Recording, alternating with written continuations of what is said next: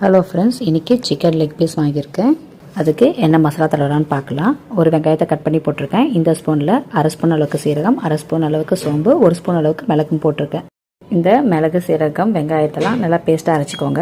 1.5 spoon அளவுக்கு குழம்பு மிளகாய்த்தூள், அரை ஸ்பூனுக்கு கொஞ்சம் கம்மியாக தனியாத்தூள், அதுக்கப்புறம் பார்த்திங்கன்னா 1 ஸ்பூன் அளவுக்கு சிக்கன் மசாலா, இஞ்சி பூண்டு பேஸ்ட் 1 ஸ்பூன், அரைச்ச வெங்காய பேஸ்ட்டையும் அதில் சேர்த்தாச்சு. கூடவே தேவையான அளவு உப்பு,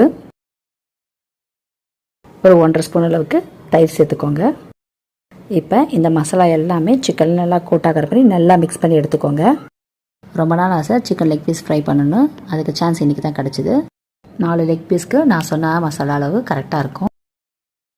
லெக் பீஸில் மசாலா எல்லாம் கொட்டார மாதிரி நல்லா அப்ளை பண்ணிவிட்டேன். இது அப்படியே ஊறட்டும்.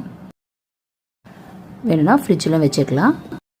வடை சட்டியில் ஆயில் சேர்த்துருக்கேன். அந்த ஆயில் பார்த்திங்கன்னா சிக்கன் ஃப்ரை பண்ணுற அளவுக்கு இருக்கணும். இந்த மசாலா பார்த்திங்கன்னா ஒரு 2 ஹவர்ஸுக்கு கிட்ட சிக்கனில் ஊறி இருக்குது. எண்ணெய் நல்லா சூடான பிறகு சிக்கனை போட்டு நல்லா ஃப்ரை பண்ணி எடுக்க வேண்டியது தான்.